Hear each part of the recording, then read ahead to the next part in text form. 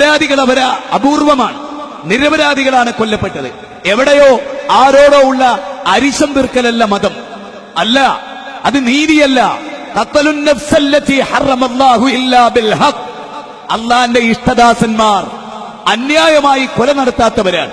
എവിടെയോ റെയിൽവേ സ്റ്റേഷനിൽ കാത്തു നിൽക്കുന്നവരെ ബോംബിട്ട് കൊല്ലുക, അതൊരു മുസ്ലിമാണോ? അവൻ ഇസ്ലാം പഠിച്ചിട്ടില്ല. അവന്റെ നാമമെന്തുമാകട്ടെ, ആരാവട്ടെ, അതാരാവട്ടെ, ഏത് കസബാകട്ടെ, ഏത് അജ്മൽ കസബാട്ട് ആരാവട്ടെ, ആ പേരൊക്കെ പറയുമ്പോഴും ഞാൻ ഒരു കാര്യം പ്രത്യേകം പറയാം, അവർ തന്നെയായിരുന്നോ കുറ്റവാളികൾ എന്ന് നമ്മൾ സംശയിക്കേണ്ടതുണ്ട്. പല കാര്യം ഇന്ത്യയിൽ അങ്ങനെയാണ്. കുറെ കാലം കഴിഞ്ഞിട്ടാ തെളിയ. 9 കൊല്ലം മഅ്ദനിയുടെ ജീവിതം നശിപ്പിച്ചിട്ട് നിങ്ങൾ ഒരു തെറ്റ് ചെയ്തിട്ടില്ലായിരുന്നു. ആ ജാതി ഭരണകൂടം നമ്മുടെ ഭരണകൂടം, ക്ഷമിക്കണം. അതാ ഇപ്പോഴുതാ സ്വന്തം മകളുടെ കല്യാണത്തിന് വേണ്ടി കെഞ്ചേണ്ടി വരുന്നു. തെറ്റെന്തായത്?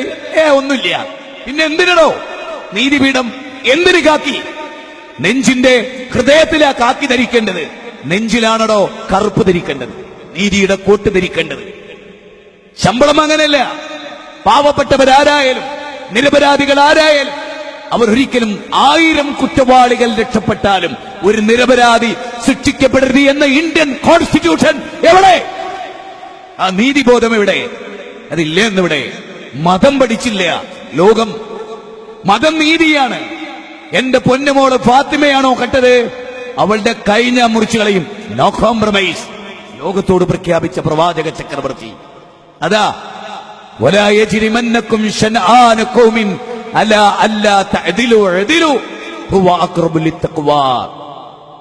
ഒരു വിഭാഗത്തോടുള്ള ഈർഷ്യത, അവരോട് അനീതി പ്രവർത്തിക്കാൻ നിങ്ങളെ പ്രേരിപ്പിക്കാതിരിക്കട്ടെ എന്ന ഖുർആനിന്റെ വാക്ക്. ഒരു വിഭാഗത്തോട് നിങ്ങൾക്ക് ഈർഷ്യതയുണ്ട് എങ്കിൽ അവരോട് അനീതി പ്രവർത്തിക്കാൻ. അപ്പൊ നിങ്ങൾ നോക്ക്, ഹൈദരാബാദിൽ ബോംബ് പൊട്ടി. ഞാൻ പറഞ്ഞുതരാം അതെന്തുകൊണ്ടാ പൊട്ടിച്ചത്, ആരാന്ന് വേണേ ഞാൻ ഇപ്പൊ പറഞ്ഞുതരാം. പൊട്ടിച്ച നോക്കൂ നിങ്ങൾ, അവിടെ അഫ്സൽ ഗുരുവിനെ പല കാരണങ്ങളാൽ ആരും ഇഷ്ടപ്പെടാതെ, സ്വന്തം കുടുംബത്തിന് പോലും കാണിക്കാതെ, അവസാന ആഗ്രഹം സാധിപ്പിക്കാതെ തൂക്കിലേറ്റി. അത് വലിയ ഇഷ്യൂ ആകും ഇന്ത്യയിൽ. അതുകൊണ്ട് അത് മറയ്ക്കണം. അതിന് വേഗം എന്താണ്? ഈ രാഷ്ട്രീയ തമ്പുരാക്കന്മാരുടെ വാടക ഗുണ്ടകൾ, ഷുവർ നിങ്ങൾക്ക് ഞാൻ പിടിച്ച് കയ്യിലേൽപ്പിച്ച ആളുകളെ, രാഷ്ട്രീയക്കാരെ പിടിച്ചാൽ മതി, പൊക്കലിട്ട് 4 കൊടുത്താൽ മതി, അപ്പൊ വെളിവായിക്കൊള്ളും. കേന്ദ്ര ഗവൺമെന്റിന്റെ രാഷ്ട്രീയ നേതാക്കന്മാരെ വിളിക്ക്, ആരാ ബോംബിട്ടെന്ന് ഓല് പറഞ്ഞുതരും.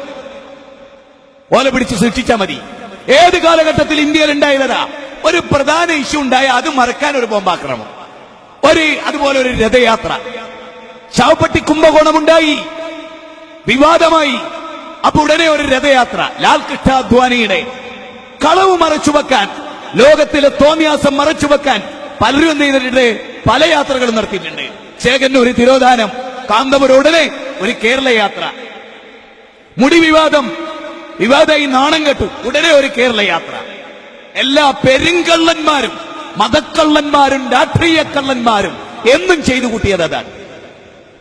ഹൈദരാബാദിൽ തോന്നും തേടി ഒരു പുതിയ പേരൊന്നുണ്ട, ഏത് ഐസിൽ മാതിരി ഇന്ത്യൻ മുജാഹിദീൻ.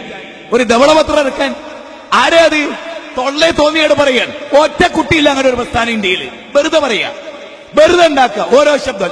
നോക്കി, അൽ-ഖായിദ പോലും ലോകത്ത് അമേരിക്ക ഉണ്ടാക്കിയാണ്. നിങ്ങൾക്ക് ആർക്കെങ്കിലും അറിയോ? അൽ-ഖായിദ പോലും. ജാക്കിർ നായിക്കിനോട് ചോദിച്ച്, ഉസാമ ബിൻ ലാദൻ തീവ്രവാദിയാണ്, നിങ്ങൾക്ക് അഭിപ്രായം ഉണ്ടോ? അപ്പോ ജാക്കിർ നായിക്ക് പറഞ്ഞ്, ഞാൻ അങ്ങനെ അഭിപ്രായം പറയണ ഒന്നും എന്റെ സുഹൃത്തായിരിക്കണം മൂപ്പര്. രണ്ടാമത്തെ, മൂപ്പരായിട്ട് സംസാരിച്ചിട്ട് മൂപ്പരെ സംസാരത്തിൽ തീവ്രവാദം ഉണ്ടോന്ന് എനിക്ക് മനസ്സിലാണ്. ഇതൊന്നുമില്ല. പിന്നെ ആരാ ലോകത്തോട് പറഞ്ഞ്? അമേരിക്കന്റെ BBC-യും CNN-ഉം. അത് കേട്ട് ഒരാളെ ഭീകരവാദിയും തീവ്രവാദിയാക്കാൻ ഞാൻ അമേരിക്കക്കാരെ പോലെ മടയന്മാരല്ലല്ലോ. ഇത്തിരി ചിന്തിക്കുന്ന ഒരു മനുഷ്യനാ ഞാൻ. അതുകൊണ്ട് എനിക്കും കഴിയില്ല. അമേരിക്കന്റെ പൊട്ടപ്പോയ തമ്മിണങ്ങാൻ ലോക മീഡിയകളെ കിട്ടും, പിന്നെ മുത്തശ്ശി പത്രക്കാരിലെ വിവരം കിട്ടവരെയും കിട്ടും. പക്ഷെ സത്യതല്ല. ഞാൻ ഇപ്പൊ പറയണെന്നറിയോ? ഏതൊരു ഈ രാജ്യത്തിന്റെ ഭരണകൂടത്തിനൊരു തെറ്റ് പറ്റിയാൽ ഉടനെ പൊട്ടു എവിടെങ്കിലും ഒരു. അതിൽ നിന്ന് മനസ്സിലായിക്കോളി, അല്പം ലക്കോട്ടൊട്ടിക്കാൻ തലച്ചോറിനോല്. ഇന്ത്യയിലെ എല്ലാ ഭീകരവാദത്തിന്റെ പിന്നിൽ രാഷ്ട്രീയക്കാരാണ്. അത് ഏത് പാർട്ടിപ്പെട്ടവരാണെങ്കിൽ ഞാൻ ഉറച്ചു വിശ്വസിക്കുന്നു, തെളിയിക്കാൻ ഞാൻ തയ്യാറുമാണ്. ഇന്ത്യയിൽ ഉണ്ടായ മുഴുവൻ പഠനങ്ങളും എവിടെ? അമേരിക്കയില് അമേരിക്കക്കാരാണ് വേൾഡ് ട്രേഡ് സെന്ററും പെന്റഗണും. അമേരിക്കൻ പ്രസിഡന്റിന്റെ നേതൃത്വത്തിലാണ് ആ ടവർ നശിപ്പിക്കപ്പെട്ടത്. നിങ്ങൾക്ക് തെളിയിക്കാൻ എത്ര തെളിവ് വേണോ ഞങ്ങൾ നിരത്താം. അല്ലാതെ ആ ടിങ് ടവർ ഉണ്ടല്ലോ, അതൊക്കെ എത്ര ഡിഗ്രി ഉരുകിയാൽ പോലും ഉരുകിപ്പോകാത്ത വിധാണ് ഡിസൈൻ ചെയ്തത് അതിന്റെ ഡിസൈനർ പറയുന്നത്.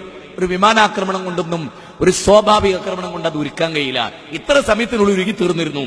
അപ്പൊ അവിടെ ഉപയോഗിച്ച രീതിശാസ്ത്രത്തെ പറ്റി സമഗ്രമായി അറിഞ്ഞ് അതിനെ അതിജയിക്കാൻ കരുത്തുറ്റവരെ നിയമിച്ചു അമേരിക്ക ഒരു പുതിയ കാര്യം നേടാൻ. പേൾ ഹാർബർ സംഭവം 50-55 കൊല്ലങ്ങൾക്ക് മുമ്പുള്ള പേൾ ഹാർബർ, അമേരിക്കയുടെ 2000 പട്ടാളത്തെ അമേരിക്ക ചുട്ടെടുക്കുന്നു. 13 യുദ്ധക്കപ്പല കരിച്ചു കളഞ്ഞ്. എന്തിനെന്നറിയോ? ജപ്പാനിലേക്ക് നേരിട്ട് കയറി യുദ്ധം ചെയ്യാൻ, ജപ്പാനെ നശിപ്പിക്കാൻ. അമേരിക്ക 55 കൊല്ലം മുമ്പ് സ്വന്തം പട്ടാളത്തെ കൊന്നവരാ. എന്തിനെന്നറിയോ? മറ്റുള്ളവരെ ശിക്ഷിക്കാൻ വേണ്ടി, അത് അവരുടെ മേലെടുത്തിടാൻ. അമേരിക്ക എന്ന വൃത്തികെട്ട ആ രാജ്യത്തിന്റെ കുഴപ്പമില്ല, അവിടെ ഭരിച്ച ഭരണാധികാരികൾ, വള്ള സായിപ്പന്മാർ, കൂട്ടും ചൂട്ടുമിട്ട മനുഷ്യ രക്തദാഹികളായ നാക്കാലികൾ, അവർ ഭരിച്ചപ്പോണ്ടായതാണ്. മനസ്സിലായോ? അത് മനസ്സിലാക്കാനുള്ള ബുദ്ധിയും കഥയും ലോകത്തിനുണ്ടാവുക. ഞാൻ പറയുന്നു, ഒരു